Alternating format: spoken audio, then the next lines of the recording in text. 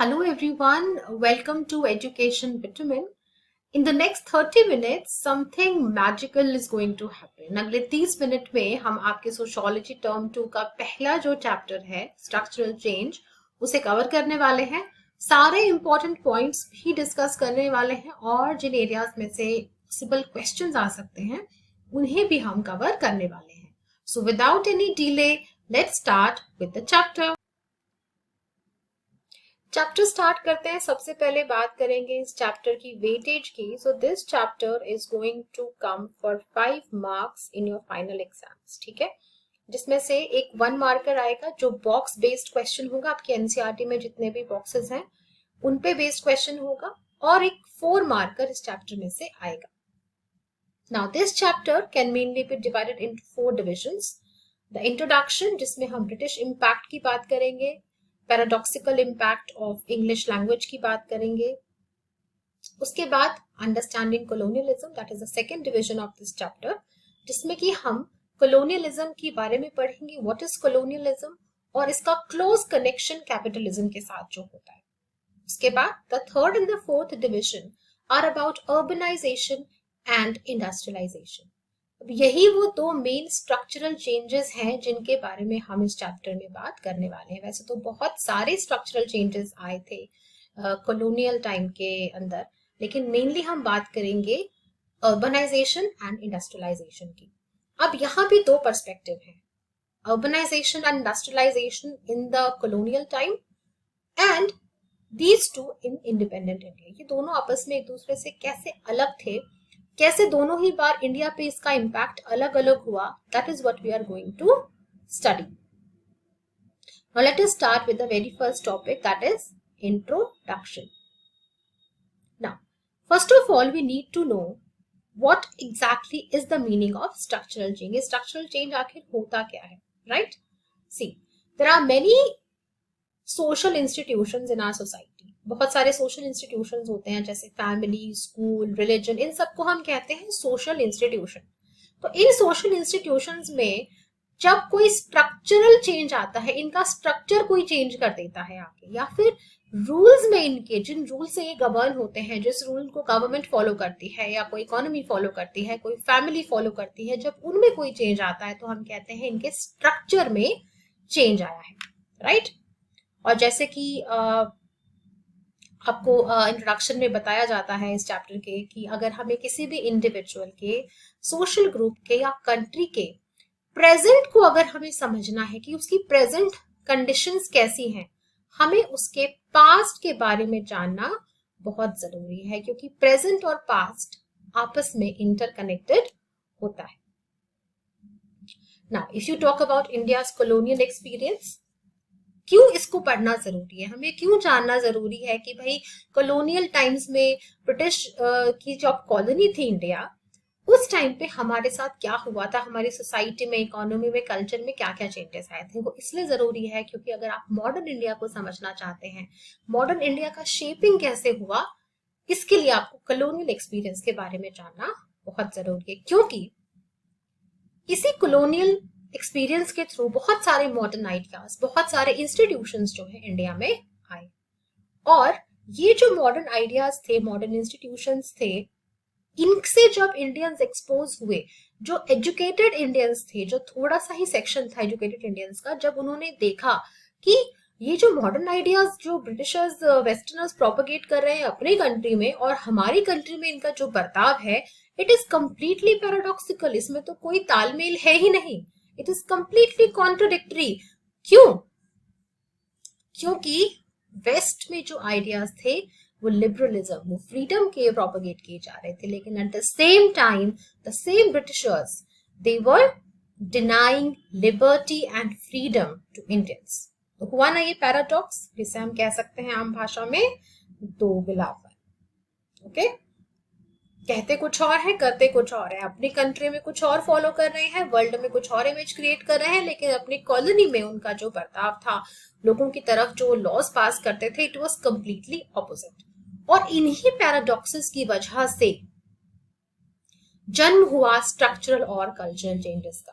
ठीक है, इंडिया में स्ट्रक्चरल चेंजेस की बात हम इसी चैप्टर में करेंगे, कल्चरल चेंजेस की बात हम अगले चैप्टर में करेंगे।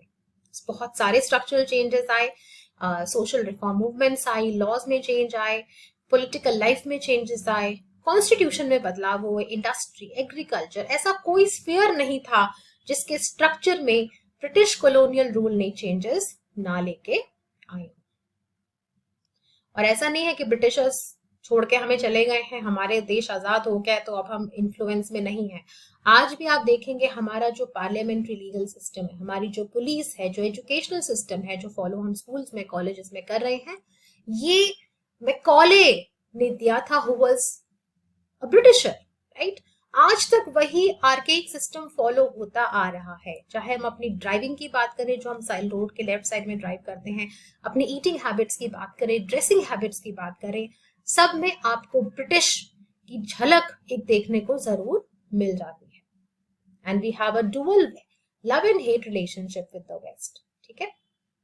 तो कहीं ना कहीं हम वेस्टर्न लव, क्यों? क्योंकि वेस्ट से इन्फ्लुएंस होके हम कई चीजें अपने डे टू डे लाइफ में कैरी आउट करते हैं, एट द सेम टाइम हमें उस चीज से प्रॉब्लम भी, हम कहते हैं जनरेशंस खराब हो रही हैं, वेस्ट का इन्फ्लुएंस बहुत ज्यादा आ गया है, हमारी कल्चर जो है वो तहस नहस कर दी है, इस इन्फ्लुएंस ने हमारी सोसाइटी को तहस नहस कर दिया है। So there is a dual relationship with the West that we have. अब एक बहुत इंपॉर्टेंट टॉपिक पे आ जाते हैं, which is a paradoxical impact of English language. Paradoxical मतलब contradictory impact, अच्छा भी at the same time बुरा, right? और ये बहुत इंपॉर्टेंट टॉपिक है, इस पे क्वेश्चंस प्रीवियस ईयर्स में आ चुके हैं। देखो क्वेश्चन आंसर्स के लिए मैं एक सेपरेट वीडियो बनाऊंगी जिसमें इस चैप्टर से रिलेटेड प्रीवियस ईयर्स में जो भी क्वेश्चंस आए हैं उनके आंसर्स आपको कैसे लिखने हैं, क्या क्या पॉइंट्स आपको इंक्लूड करने हैं, वो सब उस वीडियो में होगा, ठीक है। Now, let us talk about the paradoxical impact of English language. देखो, English is a widely used language in India, right? You have an impressive body of writings by Indians in English. बहुत ज्यादा Indians English में लिखते हैं, हिंदी में तो hardly शायद कोई लिखता होगा। आप अगर बाहर रोड साइड भी कहीं जाएंगे तो आपको जो पाइल्स में बुक सेलर्स मिलेंगे, जो पाइल्स में बुक सेल करते हैं, चांसेस है कि 99% of those books are written in English. Knowledge of English देती है आपको edge in the global market, right. आपको अगर इंग्लिश आती है तो आप वर्ल्ड में किसी भी कंट्री में जाके जॉब कर सकते हैं, काम कर सकते हैं। It's a universal language, right. It's a mark of privilege. English में जो जितनी फ्लुएंट इंग्लिश बोलता है उसको उतना ही ज्यादा people look up to that person की ये तो बड़ी अच्छी अंग्रेजी बोलता है, ये तो बहुत इंटेलिजेंट इंसान है, राइट। तो ये तो हो गया इसका पॉजिटिव साइड, लेकिन इसको जो नहीं जानता, इंग्लिश की लैंग्वेज उसकी थोड़ी सी भी कमजोर है, उसके लिए एक डिसएडवांटेज बहुत बड़ी ये हो जाती है। इसलिए आप देखेंगे नेट पे, इंटरनेट पे भी आजकल English, how to speak in English, how to learn English in 5 days, इस तरह के बहुत सारे कोर्सेज जो हैं चलते हैं, लोग देखते हैं उनको, because everybody wants to learn English ना। देखो ऐसा नहीं कि इसने जो भी इसने कंट्रीब्यूशन किया है इंग्लिश ने वो सब सुपरफिशियल ही है। एक्चुअली में कुछ ऐसे हमारी सोसाइटी के डिप्राइव्ड सेक्शंस हैं, जैसे कि दलित्स हो गए, जो एजुकेटेड तबका था दलित्स का, उन्होंने जब इंग्लिश में एजुकेशन ली तो उनके लिए अपॉर्चुनिटीज के दरवाजे खुल गए। तो no doubt it has open doors of opportunities for them.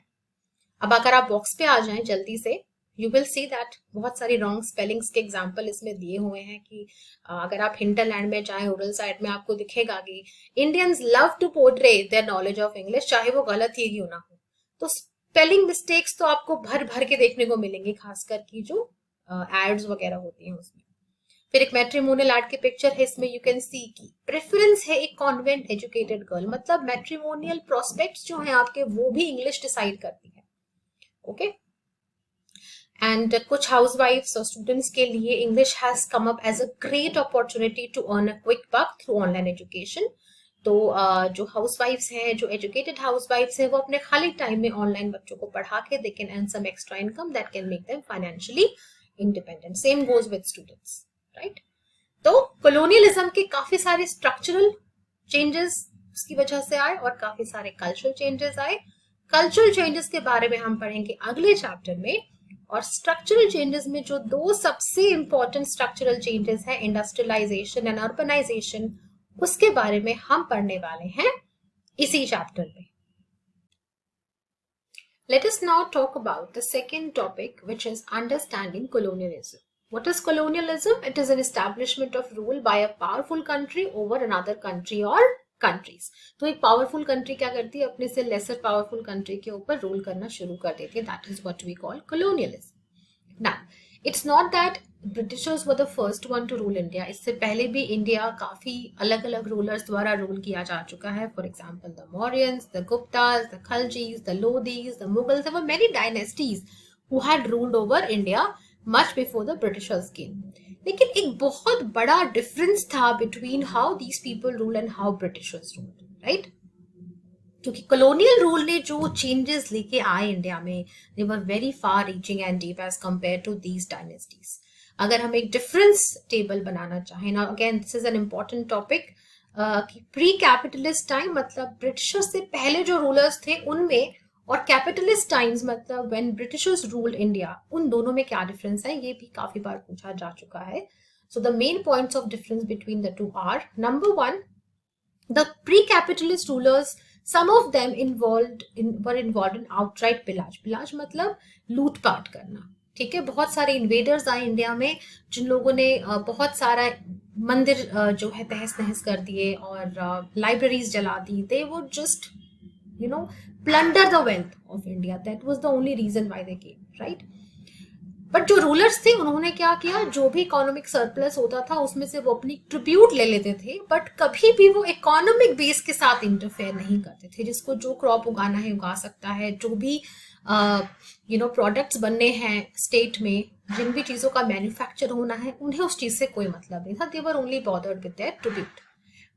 Comparing this with the Britishers, there was a direct interference with our economic base because they wanted to ensure maximum profit and expansion. इनका एक ही गोल था कि हमें profit maximum चाहिए और अपने empire को हम जितना ज्यादा हो सके इंडिया में एक्सपैंड करें ताकि हमारे रिसोर्सेज ज्यादा बेटर हो पाए, हम ज्यादा से ज्यादा इस कंट्री से प्लंडर कर पाए.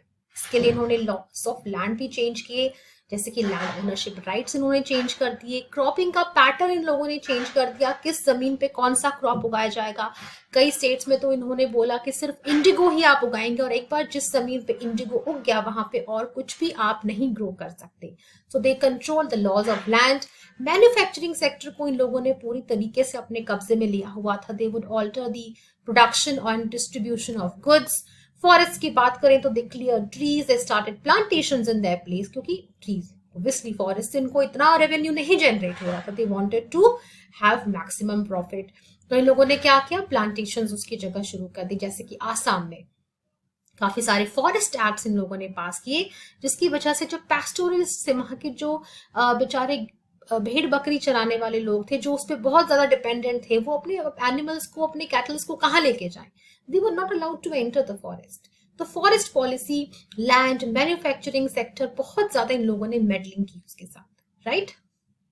अब बात कर लेते हैं बॉक्स 1.1 के. As I already told you, ये बॉक्सेस हैं इंपॉर्टेंट, इन पे क्वेश्चंस इस बार आ सकते हैं. सो मेक श्योर आप कोई भी बॉक्स एनसीईआरटी का ना छोड़ें. इस बॉक्स में बात की गई है फॉरेस्ट पॉलिसी की in the colonial period, that too in North East India, right? यहाँ पे कैटेगोरिकली आसाम की बात की गई है, जहां पे there was a policy of laissez-faire. laissez-faire means कोई गवर्नमेंट कंट्रोल नहीं होगा, you are free to do whatever you want to do. लेकिन ब्रिटिशर्स ने इसको चेंज कर दिया इनटू एक्टिव इंटरवेंशन. अब ब्रिटिशर्स एक्टिवली इंटरवीन करेंगे in the forest policy of Assam. अब now you know that the railways were introduced to India in 1853, और जब रेलवेज आए तो उसके साथ साथ आए रेलवे स्लीपर्स की डिमांड.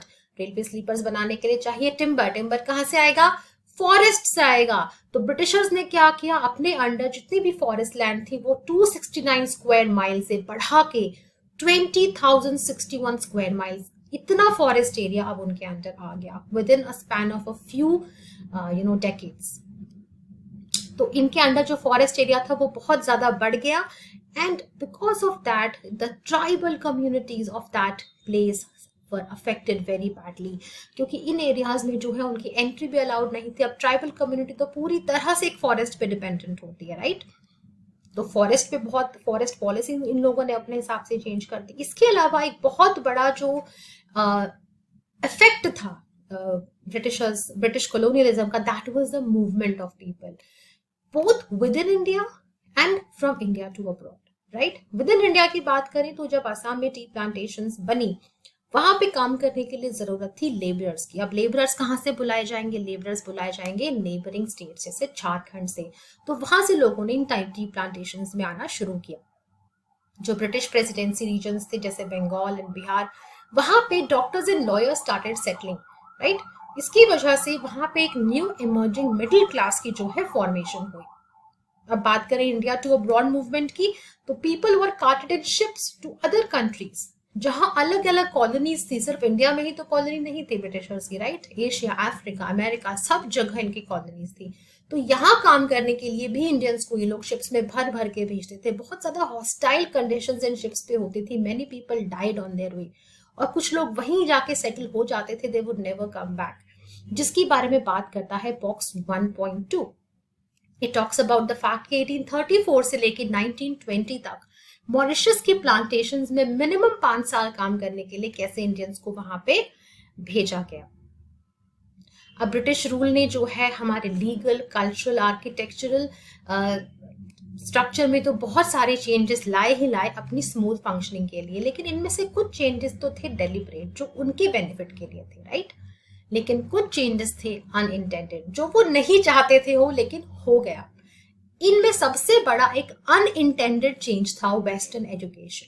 देखो, इसको इंट्रोड्यूस तो किया गया था ऐसे इंडियंस को क्रिएट करने के लिए who would manage British colonialism, right. उनकी जो लो पोस्ट थी, क्लरिकल जॉब्स, अब वो अपने ब्रिटिश ऑफिसर्स को तो नहीं बोलेंगे कि तुम ये काम करो, उनको कौन करेगा? इंडियंस करेंगे।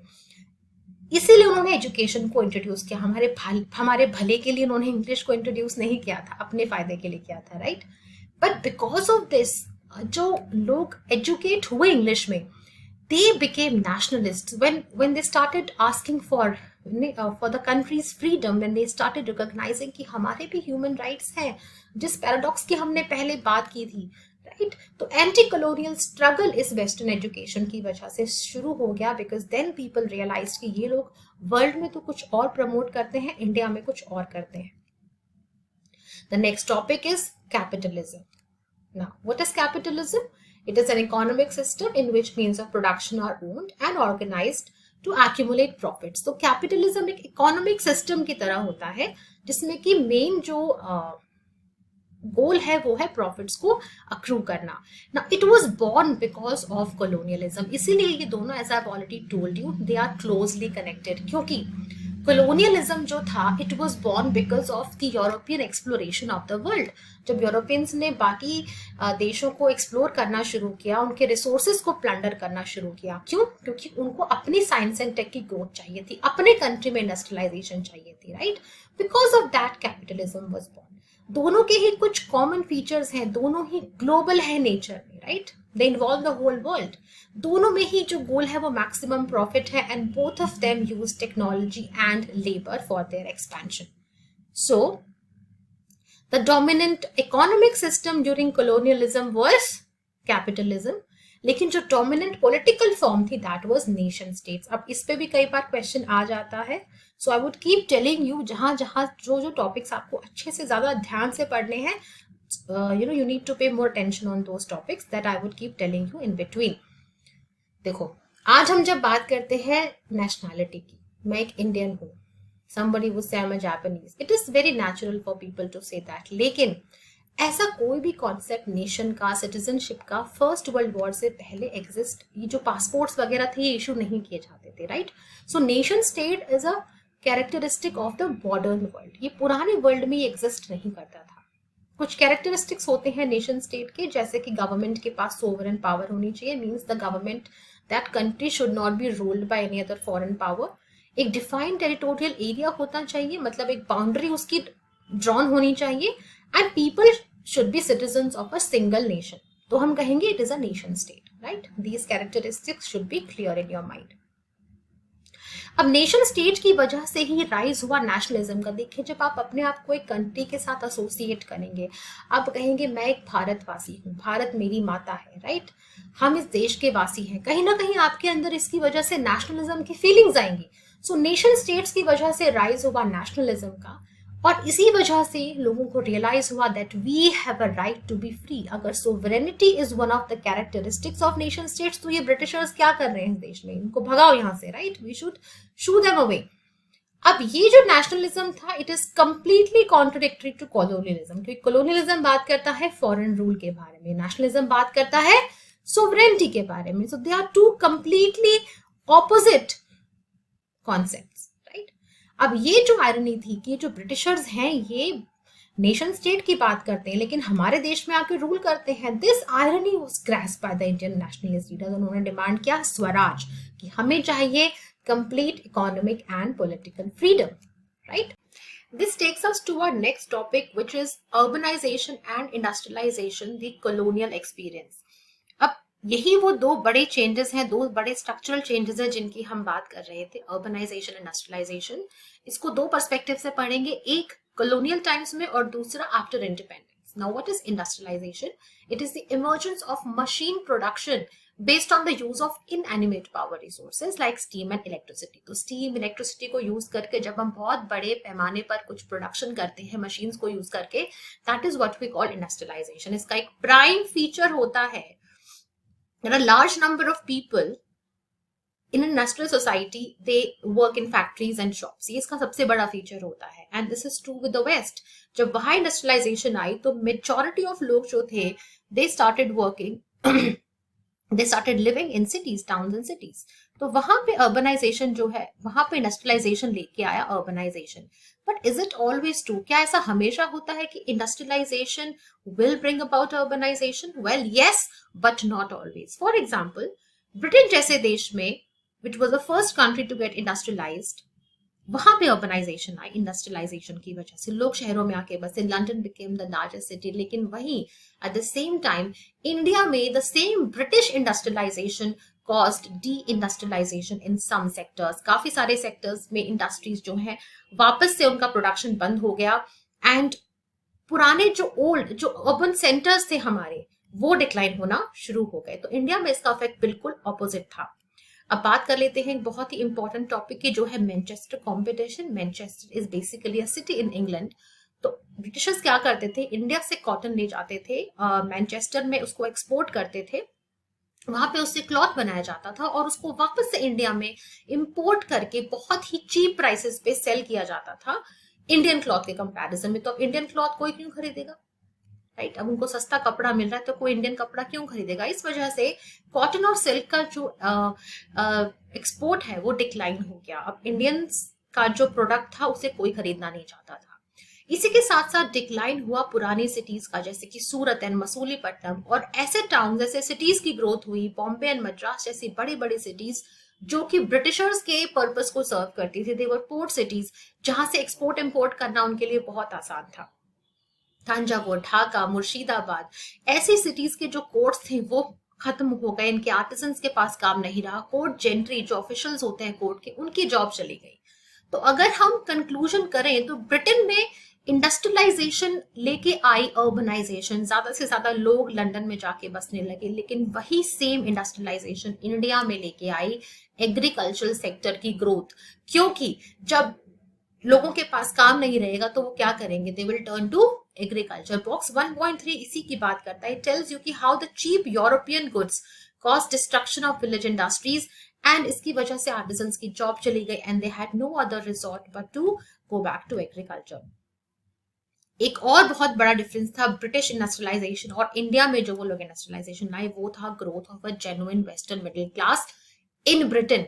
तो ब्रिटेन में जब इंडस्ट्रियलाइजेशन हुई वहां ग्रो हुई एक जेन्युइन वेस्टर्न मिडिल क्लास। लेकिन इंडिया में इंडस्ट्रियलाइजेशन की वजह से कुछ ऐसे सोशल ग्रुप्स और सोशल रिलेशनशिप्स बने who could not create a genuine middle class. ये ग्रुप्स थे जमींदार्स एंड ग्रेजुएट्स।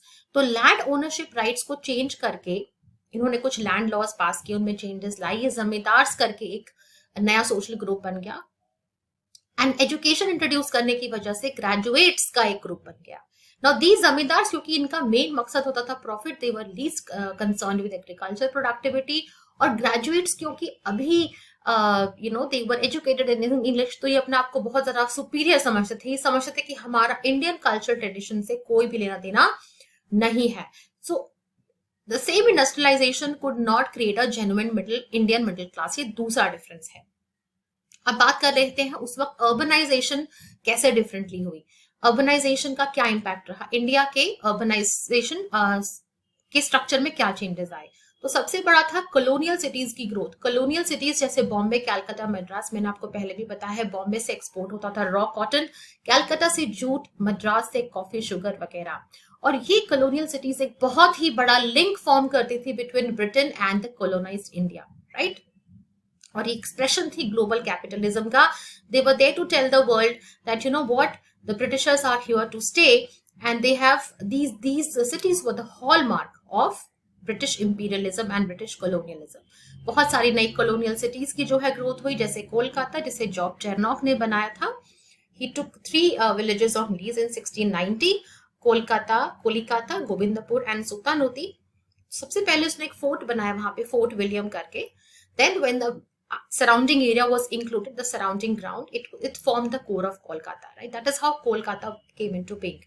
Box 1.5 की बात कर लेते हैं। अगेन बॉक्सेस इंपॉर्टेंट है 1 मार्कर्स के लिए, इनको बहुत अच्छे से प्रिपेयर करके जाना। एक यूरोपियन टाउन के बारे में बताया गया, वहां पे कितनी अच्छी फैसिलिटीज हैं, लेकिन यही फैसिलिटीज बाकी लोग यूज नहीं कर सकते, कितनी डिस्क्रिपेंसी है उसके बारे में ये बॉक्स बात करता है। अब आ जाते हैं टी प्लांटेशन पे। जैसे कि मैंने आपको बताया था, ब्रिटिशर्स ने फॉरेस्ट पॉलिसी में चेंजेस लाकर जो इनिशियली फॉरेस्ट थे, अब वहां पे उन लोगों ने टी प्लांटेशन शुरू कर दी, क्योंकि उनको अपना बेनिफिट, प्रॉफिट बहुत ज्यादा मैनीफोल्ड बढ़ाना था, अपना एक्सपेंशन करना था। तो इंडस्ट्रियलाइजेशन और अर्बनाइजेशन जो इंडिया में थी वो ब्रिटेन से बहुत अलग थी, क्योंकि इंडिया में जो इंडस्ट्रियलाइजेशन लाए ब्रिटिश, वो अपने इंटरेस्ट को सर्व करने के लिए लाए, राइट। तो सबसे पहले छेड़खानी की इन्होंने टी इंडस्ट्री के साथ। Unfair means they used to hire and forcibly keep workers. Workers को बताया भी नहीं जाता था, 4 साल के लिए कॉन्ट्रैक्ट उनसे साइन करवा लिया जाता था to go and work in Assam plantations, और जो भी रिवोल्ट करता था उसको सीधा पकड़ के जेल में डाल देते थे, राइट। तो जो लॉज एक कॉलोनाइज्ड कंट्री में फॉलो किए जाते थे वो बहुत अलग थे जो ये लोग अपनी होम कंट्री में फॉलो करते थे। अपनी होम कंट्री में ऐसा कभी नहीं कर सकते थे, राइट। तो ये जो बॉक्सेस है 1.6, 1.7 एंड 1.8, दे टॉक अबाउट कि कितनी ज्यादा अनहेल्दी क्लाइमेट होता था प्लांटेशंस का, वर्कर्स को फ्रॉड करके वहां पे लाया जाता था, कोएशन से, जबरदस्ती भी कई बार लाया जाता था। गवर्नमेंट खुद हेल्प करती थी प्लांटर्स की उनके इंटरेस्ट को आगे करने की, क्योंकि ये प्लांटर्स कौन थे, दे वर ब्रिटिशर्स, राइट। इसलिए उन्होंने transport of native labourers act भी पास की। बॉक्स 1.7 बात करता है कि how the government use to help the planters. ये कुछ ऐसे लॉज पास करते थे कि जो भी लेबरर्स हैं अगर वो काम करने से मना करते हैं, we would penalise them, right. 4 साल के लिए उन्हें कमिट कर दिया जाता था without them even knowing, to benefit the planters. और बॉक्स 1.8 बात करता है कितनी लैविश लाइफ जो थे ये प्लांटर्स जीते थे, जबकि उनके घरों के सारे मिनियल जॉब्स करते थे Indians. And in no time we have reached the last topic for this chapter, जो कि है industrialization and urbanization in independent India। तो independent होने के बाद यही 2 same structural changes कैसे हुए, let us talk about that। अब देखो, ब्रिटिश रूल का तो मेन जो मकसद था वो था इकोनॉमिक एक्सप्लॉयटेशन, वो तो सब एक्सेप्ट करते हैं, राइट। इंडिया जो था उसे सोने की चिड़िया एक जमाने में कहा जाता जब ब्रिटिशर्स आए, उससे पहले। लेकिन उसके बाद एब्जेक्ट पॉवर्टी में दे लेफ्ट आवर कंट्री। इसके लिए काफी सारी मूवमेंट्स भी थी जो हमारी नेशनलिस्ट मूवमेंट का पार्ट थी, जैसे कि स्वदेशी मूवमेंट, जिसने लोगों को सिखाया कि अपनी इकोनॉमी के लिए लॉयल बनो, ब्रिटिश गुड्स को मत खरीदो, पॉवर्टी को हम हटा सकते हैं, पॉवर्टी कैसी चीज नहीं है। लोगों को लगता था कि हम तो गरीबी हैं और गरीबी मरेंगे, उसने कहा कि नहीं, पॉवर्टी को आप हटा सकते हैं खुद अपनी चीजें बना के, स्वदेशी चीजों का इस्तेमाल करके।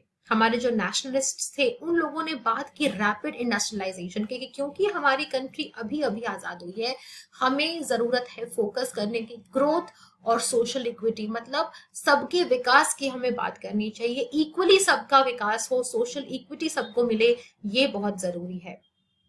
सो इंपॉर्टेंस किसको दी गई, development of heavy and machine making industries को, पब्लिक सेक्टर के एक्सपेंशन को, मतलब जो भी इंडस्ट्रीज गवर्नमेंट के अंदर आती हैं, और एक बहुत बड़े कोऑपरेटिव सेक्टर को। These were the things that were given a lot of importance, इन पे फोकस ज्यादा किया था। ना इसके अलावा अगर आप बात करें नेहरू के विजन की, he always talked about that India that would be built on giant steel plants, gigantic dams and power stations, and he thought that this is what would be needed for an all-round quick development of the country. Box 1.9 बात करता है national planning committee के बारे में, जिसके chairman थे Mr Nehru himself and the general editor was Mr K T Shah. इसको set up किया था इंडियन नेशनल कांग्रेस ने, और कुछ इस बॉक्स में इसके जो मेजर एरियाज ऑफ वर्क है वो भी लिस्टेड है। And this committee is what led to the formation of the planning commission in 1950, right, जो हमारे 5 ईयर प्लान्स बनाता है। ये तो बात हो गई industrialisation, after the britishers left. Now let us talk about urbanisation की उसका क्या सीन था इंडिया में। अर्बनाइजेशन की बात करें तो ग्लोबलाइजेशन की वजह से सबसे बड़ा जो इम्पैक्ट पड़ा वो था रैपिड एक्सपेंशन ऑफ सिटीज बहुत जल्दी एक्सपैंड होना शुरू हुई। लेकिन अर्बनाइजेशन भी एक यूनिफॉर्म तरीके से पूरी कंट्री में नहीं हुआ। According to sociologist mister M.S.A. Rao, there were 3 types of urbanisations. जो गांव थे हमारे, क्योंकि इंडिया बसता है उसके गांव में, there are more than 6 lakh villages in the country, तो वो अर्बनाइजेशन से अलग अलग तरह इम्पैक्ट हुए। अब ये इम्पैक्ट किस चीज ने डिसाइड किया? ये इम्पैक्ट डिसाइड किया कि उस विलेज का रिलेशनशिप क्या है उस सिटी और टाउन के साथ जो कि उसके आसपास डेवलप हो रहा है। इसके बेसिस पे there are 3 possible situations that arise, right. पहली सिचुएशन है ऐसे विलेजर्स की जो बहुत दूर सिटी में काम करने जाते हैं, अपने परिवार वालों को पीछे छोड़ के जाते हैं, and every month they would send some remuneration, अपना घर बनाएंगे, वहां पे पैसा इन्वेस्ट करेंगे अपने होम टाउन में, विलेज में, इंडस्ट्री के लिए, लैंड के ऊपर, and they would also donate. तो ये वो विलेजेस थे जो कि इन सिटीज से दूर थे जहां अर्बनाइजेशन हो।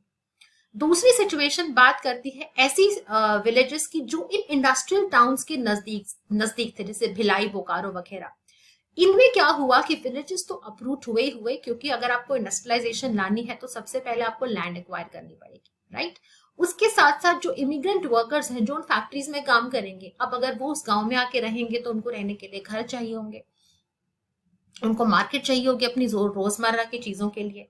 तो एक बहुत बड़ा रिलेशनशिप, ऑर्डरिंग रिलेशनशिप का प्रॉब्लम उस गांव के रहने वाले जो नेटिव लोग थे और इमिग्रेंट्स के बीच में आ गया। These were also 2 major repercussions of the second situation. तीसरी सिचुएशन की बात करें तो कुछ ऐसे विलेजेस थे जो पूरी तरह एब्जॉर्ब हुए क्योंकि इंडस्ट्रीज को एक्सपैंड करना था, और कुछ बाकियों की जो थी land that was used for urban development. Inhabited area को छोड़ के, जहां लोग रहते थे उसको छोड़कर बाकी लैंड को यूज किया गया फॉर रैपिड एक्सपेंशन। अब 2 चार्ट्स दिए हुए हैं आपकी बुक में, 2 ग्राफ हैं, इसमें बच्चे कई बार कंफ्यूज हो जाते हैं। Let me quickly explain in charts का कंक्लूजन क्या है। चार्ट ए आपको दिखाता है कि जो कुछ मेट्रोपॉलिटन सिटीज हैं उनकी पॉपुलेशन कैसे ग्रो हो रही है। तो ये आपको दिखाता है कि अर्बन टाउन्स की पॉपुलेशन बढ़ रही है, urban population and the number of urban towns is on an increase in India, right.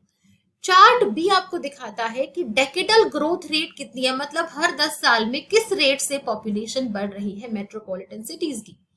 तो ये आपको दिखाता है कि टोटल पॉपुलेशन में अर्बन पॉपुलेशन का शेयर कितना है, कितनी पॉपुलेशन रूरल है, कितनी अर्बन है, और ये जो शेयर है वो दिन ब दिन बढ़ता जा रहा है, राइट। और जो डेसिनियल ग्रोथ रेट है, लेकिन वो डिक्लाइन हो रही है, मतलब हर 10 साल में जो अर्बन पॉपुलेशन की ग्रोथ रेट है वो हो रही है decline.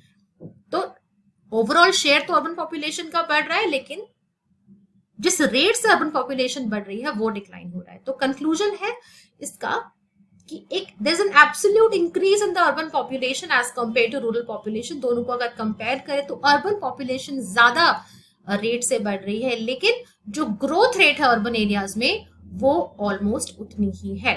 With that we conclude this chapter.